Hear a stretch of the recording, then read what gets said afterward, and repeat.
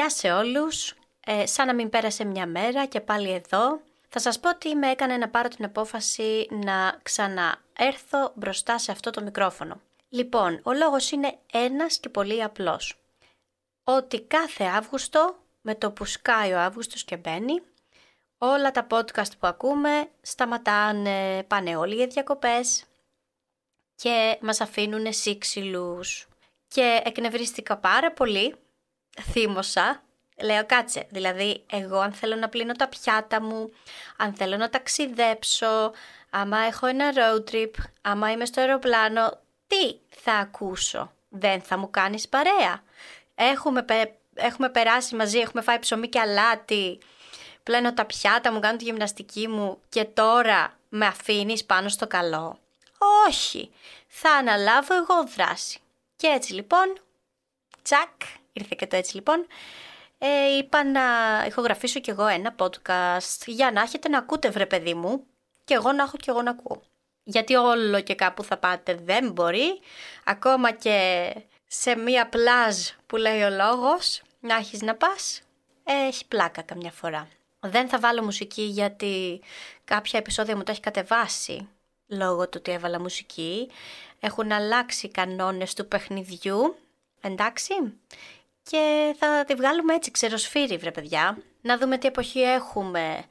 Εδώ κάποιοι ψήνονται, κάποιοι καίγονται, κάποιοι δουλεύουνε, κάποιοι χτυπάνε, κάποιοι έχουν ατυχήματα, πολέμους.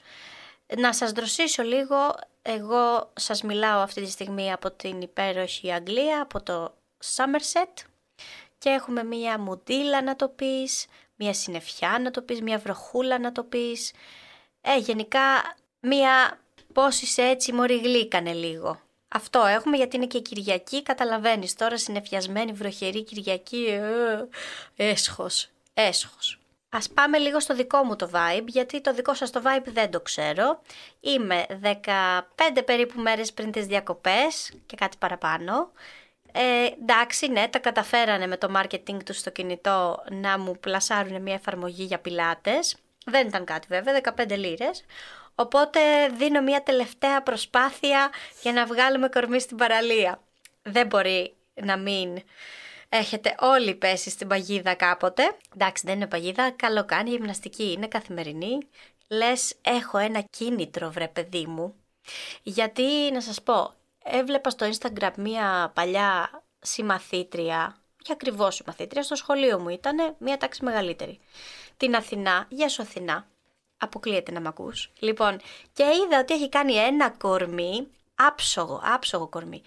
Και είχε ταγκάρει τέλος πάντων κάποιον που τους έκανε γυμναστική. Τη ρώτησα, της μίλησα, μου απάντησε, γιατί ξέρεις, είναι καλό να βλέπεις όταν γίνεται μια καλή δουλειά και θες και εσύ να έχεις μια καλή δουλειά, να ρωτάς, δεν είναι κακό. Οπότε η κοπέλα που κάνει αυτή η γυμναστική είναι, λέγεται στο Instagram Corfu Fitness, χωρίς κενό, θα σας το γράψω από κάτω. Θα το έκανα κι εγώ, αυτή είναι στην Κέρκυρα, όποιος περάσει από Κέρκυρα, άμα θέλει μπορεί να το κάνει. Προς το παρόν, εγώ θα κάνω online το πιλάτες μου. Εντάξει. Και περνάω και μια φάση πίκλας. Είναι η φάση της πίκλας μου. Εντάξει. Δηλαδή, επειδή δεν με ικανοποιεί γευστικά κάτι αυτή τη στιγμή και θέλω να κάνω και καλή διατροφή, το έχω ρίξει στις σαλάτες με full πίκλες. Έχω βράσει τώρα ένα τσουκάλι φακές. Τρώω κάθε μέρα βραστές φακές, όχι σούπα, σαλάτα, με κάπαρι, με λιαστή ντομάτα, με αγκουράκι τουρσί, με αγκινάρα τουρσί, τέτοια πράγματα. Και άμα δεν είναι φακές θα είναι κανένα πρόκολο. Εν πάση περιπτώσει, ό,τι και να είναι μια έντονη περίοδος πίκλας. Εσείς τι τρώτε αυτόν τον καιρό και τα άσχημα φαγητά που τρώω, ας πούμε, ας το πούμε έτσι, λίγο τα cheat days, ναι έτσι τα λένε, θα είναι κάποια chutneys, κάποια ας πούμε κρακεράκια, σαντουιτσάκια με chutneys και τυριά. Μ' αρέσουν πολύ τα τυριά αυτό το καιρό. Δώσ' μου τυρί και πάρε μου την ψυχή. Τι έχω μάθει. Όσοι με ακολουθείτε γενικότερα έχετε δει πάμπολες φορές το ίδιο και το ίδιο βιβλίο να ανεβάζω. Το μείνετε κοντά στα παιδιά σας από τον Γκαμπόρ Ματέ και τον Γκόρντον Νιούφελντ. Εντάξει. Και μαθαίνω πολλά πράγματα από αυτό το βιβλίο, γιατί όντως εξηγεί γιατί τι έχει αλλάξει σήμερα, γιατί οι γονείς δεν μπορούν να είναι κοντά στα παιδιά τους, γιατί αυτά βρίσκονται έτσι κάπως να είναι χαωμένα, να βαδίζουν στο κενό, να μην ακούνε, να απομακρύνονται, να απομονώνονται. Τι ακριβώς συμβαίνει σε αυτά τα παιδιά και εξηγεί λοιπόν τι να κάνουμε για να πάμε να είμαστε κοντά στα παιδιά μας. Ένα από αυτά είναι το να μην εστιάζει στη συμπεριφορά του παιδιού, να μην εστιάζει, ας πούμε, δηλαδή με το που βλέπεις το παιδί, άμα αρχίσεις να του κάνεις παρατηρήσεις όπως ίσχυσε την πλάτη σου, πώς είσαι έτσι, πώς μιλάς, τι λεξιλόγιο είναι αυτό.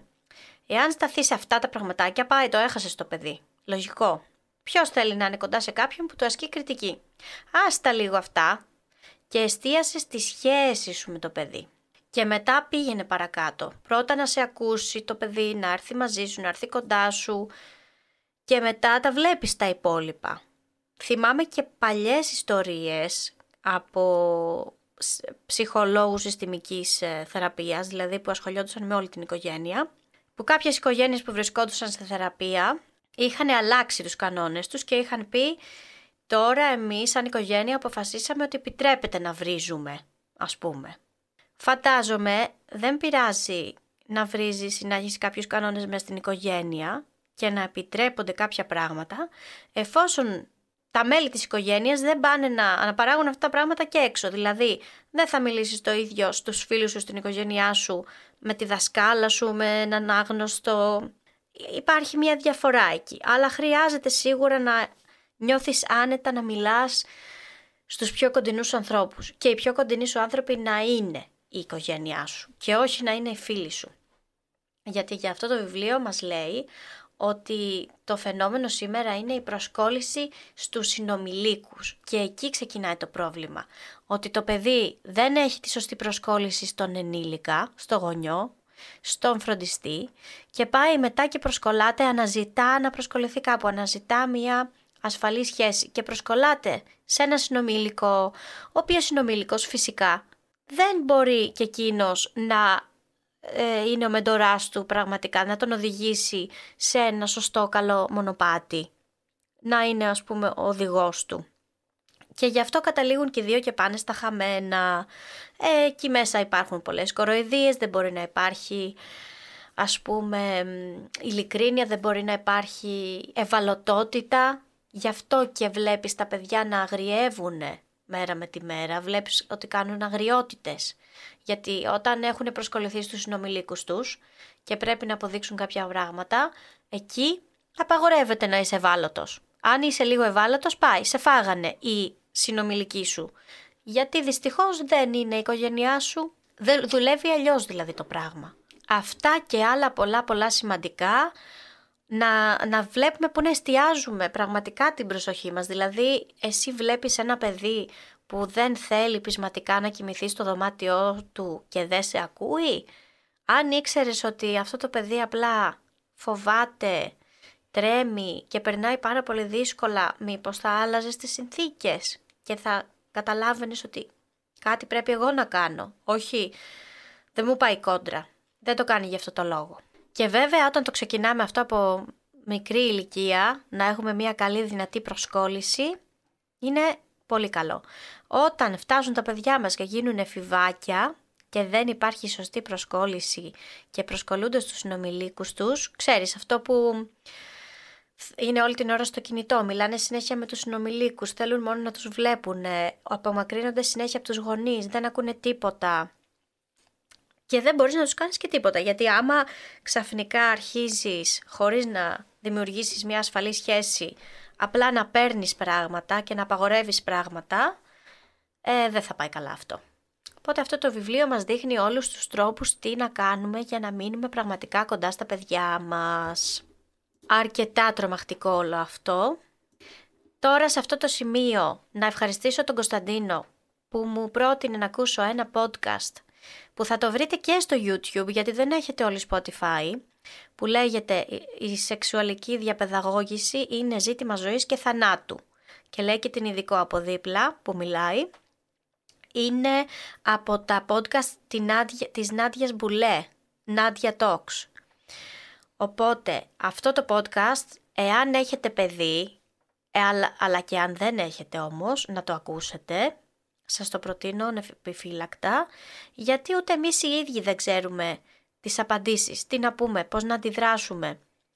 Χρειάζεται κάπου να σπάσει αυτός ο κύκλος, να σπάσουν τα ταμπού και να μπορέσουμε πλέον κανονικά να διαπαιδαγωγήσουμε σεξουαλικά τα παιδιά μας και τους εαυτούς μας, για να σταματήσουν όλοι αυτοί οι βιασμοί και οι κακοποίησεις. Λέει μάλιστα ειδικός κάποια στιγμή ότι εάν δεν διαπαιδαγωγήσετε σεξουαλικά τα παιδιά σας, είναι παραμέληση αυτό. Υπάρχει και ένα βιντεάκι στο YouTube από την Ευρωπαϊκή Ένωση που λέγεται «Η Κίκο και το χέρι». Το ξαναλέω, «Η Κίκο και το χέρι», που εξηγεί τον κανόνα των εσωρούχων. Όποιος δεν θέλει να ακούσει όλο το podcast, που καλό θα ήταν να βάλει αυτό το βίντεο, να το δει και να το δείξει και στο παιδί του. Γενικά, εγώ θα έλεγα ότι στη ζωή σας, όπου χρειάζεται μια συμβουλή, καλό είναι όπου χρειαζόμαστε μια συμβουλή να ζητάμε τη συμβουλή ενός ειδικού. Δεν είναι κάτι, ρε παιδιά, διαιτολόγος, τσακ, συμβουλή, σου βγάζει μενού, σύμφωνα με τις προτιμήσεις σου, με τα συμφέροντά σου, ψυχολόγο, ειδικό σύντησης, ας πούμε. Λοιπόν, είναι online και αυτό. Δεν χρειάζεται να πεις ότι ρε παιδί μου θα το κάνω για πάντα. Μπορείς να ζητήσεις μια συμβουλή από έναν άνθρωπο. Άμα θέλετε να σας προτείνω λογοπαίγνιο κάτω παύλα Πάτρα. Είναι το προφίλ στο Instagram. Να στείλετε ένα μήνυμα, να ζητήσετε μια συμβουλή, να δείτε αν μπορείτε να κάνετε μια συμβουλευτική. Για όλα τα θέματα. Δηλαδή, εγώ μπορεί να νομίζω ότι πεισματικά ότι το παιδί μου αρνείται να κάνει κάτι, αλλά αυτό να χρειάζεται βοήθεια. Μου έχει τύχει πολλές φορές. Αν μας το πει κάποιος ειδικός ότι εντάξει, βγάλε την ενοχή, δεν πειράζει, κάνει αυτό που σου ζητάει, ότι βοηθάει, ότι είναι πολύ καλό. Εάν λοιπόν στο πει και ένας ειδικός, θα ησυχάσεις κι εσύ και δεν θα βασανίζεσαι. Όλα γύρω από το παιδί πάλι. Παιδιά, τι να σας κάνω, εγώ αυτή είμαι, αυτά λέω. Λοιπόν, τώρα θέλω να σας πω το βιβλίο που θα πάρω φέτος από το βιβλιοπωλείο για τις διακοπές μου ή για όλη τη χρονιά. Θα δούμε πώς θα πάει αυτό. Θα πάρω την Τελειότητα, έτσι λέγεται το βιβλίο, Τελειότητα, και η υπόθεση είναι ένα νεαρό ζευγάρι που μένει σε κάποια σκανδιναβική χώρα και είναι, ξέρετε, δουλεύουν στους υπολογιστές τους από το σπίτι, σε ένα τέλειο σπίτι, μια τέλεια οικολογική ζωή, με τις μονστέρες τους, τα φυτά τους. Το έχει προτείνει άλλος συνάδελφος αυτό το βιβλίο, αλλά εγώ από όλα τα βιβλία αυτό διάλεξα. Μου άρεσε πολύ η περιγραφή που είχαν κάνει για αυτό το βιβλίο λοιπόν, γιατί είπαν ότι με αυτό το βιβλίο ταυτίζεσαι, διότι μπορεί να μην είσαι εσύ αυτός που είναι στη σκανδιναβική χώρα, είναι οικολογικός και eco-friendly και έχει μια τέλεια φαινομενικά ζωή, αλλά θα έχεις κάποιον δίπλα σου που είναι έτσι. Λοιπόν, και για να σας συνεχίσω, όλο αυτό εξελίσσεται κάπως που καταλαβαίνουν οι άνθρωποι ότι μήπως όλο αυτό είναι πολύ φαινομενικό, μήπως δεν είναι έτσι στα αλήθεια. Και αν κατάλαβα καλά, έχει και κάποια τρομακτικά μέσα. Αυτό δεν το έχω ξεκαθαρίσει ακόμα, κάτι με τις μονστέρες, με τα φυτά. Οπότε αυτό ξεχώρισα εγώ, αυτό το ένα λέω να πάρω φέτος, αν θέλει κάποιος να διαβάσει την παραλία. Ωραία, το είπαμε και αυτό. Να πω και στους γνωστούς μου, ωραίο το καλοκαιράκι, αλλά στους πολύ κοντινούς μου να ξέρετε ότι το Νοέμβριο παίζουν οι Σάξον εδώ στο Μπρίστολ, κοντά μας. Εγώ το λέω αυτό να το σημειώσετε. Σάξον. Όποιος ξέρει, ξέρει. Να μου πάρει τηλέφωνο να μου πει τι και πώς. Εντάξει, γιατί η Σάξον είναι μια πολύ παλιά μπάντα, πολύ British heavy metal και αξεπέραστη. Ίσως είναι και από τα τελευταία τους χρόνια οι άνθρωποι, εντάξει. Ας γυρίσουμε τώρα πάλι πίσω στις διακοπές μας και έχω να πω το εξής. Έχω κάποιους ανθρώπους πολύ κοντινούς μου που πάνε διακοπές ή έχουν ρεπό και οτιδήποτε συμβεί το περιμένουν με ένα στρωμένο χαλί και του λένε φυσικά έχει συννεφιά αφού εγώ έχω ρεπό. Φυσικά μας χάλασε ο απορροφητήρας αφού εγώ έχω διακοπές.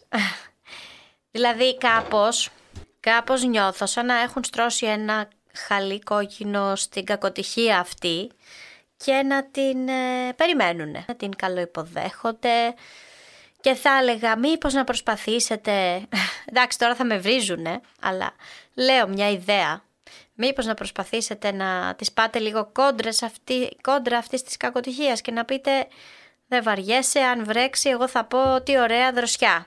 Εάν γίνει κάτι, ξέρεις, δεν θα το πάρω ότι ήταν για μένα. Αυτό συμβαίνει επειδή ας πούμε το σύμπαν πάει σε μένα κόντρα που έχω διακοπές ή ρεπό. Συμβαίνει επειδή ήταν να βρέξει και έβρεξε. Δεν είναι όλα, δεν περιστρέφονται όλα γύρω, οι καταστροφές γύρω από μένα. Θα ήθελα ας πούμε να τους το ζητήσω αυτό σαν χάρη. Αν μπορούν να το δούνε. Έτσι, γιατί δεν τους κάνει καλό, όχι τίποτα άλλο. Σε άλλα νέα της ζωής του Έλληνα στο εξωτερικό, να πω για όλους εμάς, με το που πείτε παιδιά θα κάνω οικονομία αυτό το μήνα, τα έχω βάλει όλα σε σειρά, τα έχω υπολογίσει όλα, θα έρθει το Lidl και θα σου βάλει ελληνική εβδομάδα. Και συνήθως, δηλαδή 9 στις 10 φορές αυτή την ελληνική εβδομάδα θα στη βάλει τέλος του μήνα. Δηλαδή να είσαι στα όρια σου και να είσαι πανί με πανί μετά. Αυτή τη φορά μας τη βάλανε στην αρχή του μήνα. Περιέργως, πολύ περίεργο. Εντάξει, εγώ έδειξα ψυχραιμία αυτή τη φορά, ειλικρινά. Κρατήθηκα, το μόνο που πήρα ήταν 2 παστέλια, 1 ταχίνι με μέλι και 1 φύλλο κρούστας. Και το φύλλο κρούστας το πήρα επειδή είναι πολύ πιο φτηνό και περισσότερη ποσότητα από αυτό που βρίσκω. Και άφησα όλα τα υπόλοιπα, τα πάντα. Ντολμαδάκια, κουρκουμπίνια, όλα τα σιροπιαστά. Όλες αυτές τις ποικιλίες με τα σιροπιαστά, τις ελιές, τα λάδια, τι να πω τώρα, τα τυριά. Εντάξει, και γενικά δεν κοίταξα στο ψυγείο όλες αυτές τις τριφτές, τυρόπιτες, σπανακόπιτες, γύρους. Δηλαδή έκανα σαν να μην υπάρχουνε. Λέω δεν υπάρχουνε, δεν τα βλέπω. Δεν βλέπω αυτή την τεράστια ταψάρα με τη στριφτή τυρόπιτα που ξέρω εγώ κάνει 2,70, δεν θυμάμαι και πόσο κάνει και είναι τέλεια. Κάνω πως δεν την έχω δει. Εντάξει, ήταν καλό κόλπο αυτό, τα κατάφερα, μου το δίνω. Γενικά, ξέρουμε πως μεγαλώσαμε από το εξής θα έλεγα εγώ. Όταν διαλέγεις συγκεκριμένα προϊόντα από διαφορετικά σούπερ μάρκετ. Εγώ δηλαδή πάω ένα Lidl, παίρνω ας πούμε το γάλα σόγιας, τι παίρνω, γάλα oat, γάλα βρώμης, τα μακαρόνια, τις σάλτσες. Τι άλλο παίρνω να δεις από εκεί που μου αρέσει και είναι φτηνό. Τις πίτσες είναι ωραίες και φτηνές. Παίρνω κάτι φτηνά ωραία πραγματάκια από εκεί συγκεκριμένα και πάω μετά στο άλλο μου το μεγάλο σούπερ μάρκετ και παίρνω τα άλλα. Τα κανονισμένα. Κάπως έτσι νομίζω. Είναι ένα σημάδι αυτό που δείχνει ότι έχεις περάσει τα 30 και ξεφεύγεις έτσι λίγο. Πας προς τα πάνω. Έτσι νομίζω. Αλλά είναι και πολύ καλό. Είναι πολύ καλό γιατί ξέρεις τι κάνεις, ξέρεις που βαδίζεις, ξέρεις τις τιμές και πώς να κάνεις οικονομία. Λέω τώρα εγώ. Σωστά. Τελευταία, ελπίζω να κοιμάστε καλά. Για το τέλος θα αφήνω αυτό, να κοιμάστε όμορφα. Ξέρω ότι κάνει πολύ ζέστη, αλλά ελπίζω να έχετε βρει έναν τρόπο να κοιμάστε καλά. Εγώ χθες το βράδυ έβλεπα όνειρα για θέατρα. Έβλεπα πως ήμουνα στην Αθήνα και πέρναγα έτσι, έκανα μια περατζάδα με ένα αυτοκίνητο και έβλεπα τους ηθοποιούς σαν να ήταν τρέιλερ. Τους έβλεπα να παίζουν κανονικά, αλλά σαν να ήταν ένα τρέιλερ από την παράσταση. Και ήταν κάτι αρχαίο, κάποιο αρχαίο δράμα σίγουρα. Έβλεπα τη Μύρκα, πώς τη λένε αυτή, Μύρκα Παπακοσταντίνου. Έβλεπα εγώ διάφορους γνωστούς ηθοποιούς, παιδιά.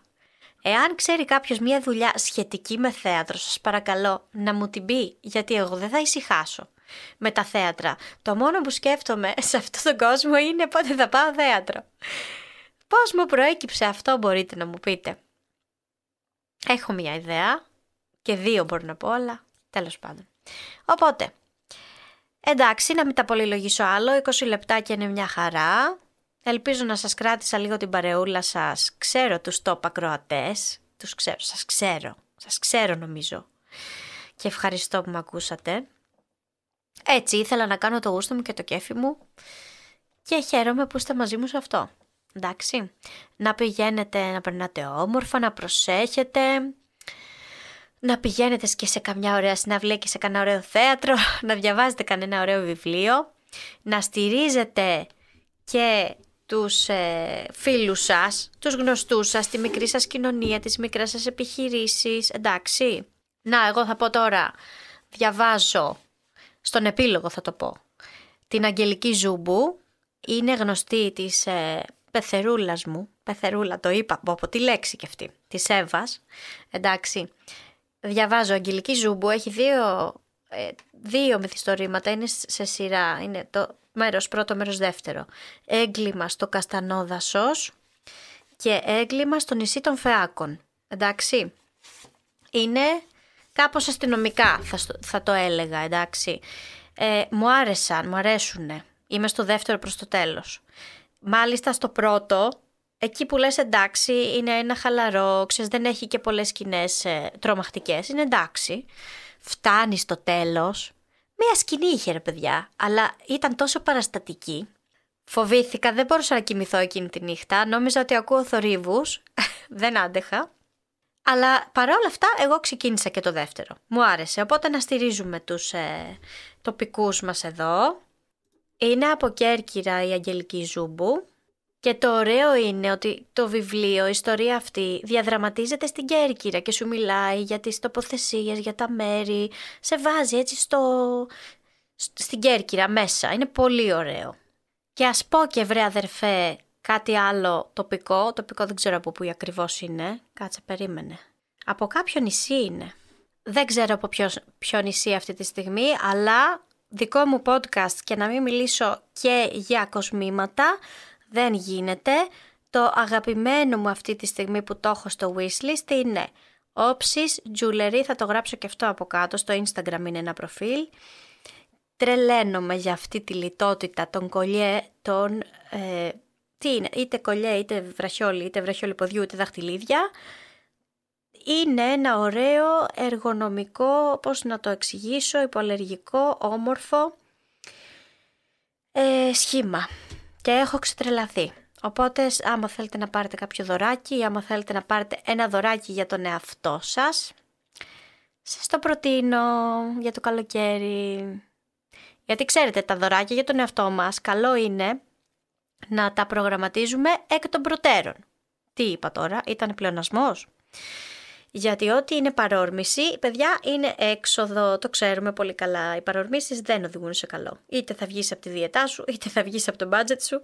Εντάξει, πρέπει κάπως κάποιες φορές να γίνονται. Λοιπόν, αυτά από μένα. Καλό Αύγουστο να έχουμε, καλό καλοκαίρι. Δεν έχω ιδέα εάν θα τα πούμε την επόμενη εβδομάδα. Και αυτό είναι το ωραίο αυτή τη φορά. Και τα λέμε. Φιλάκια.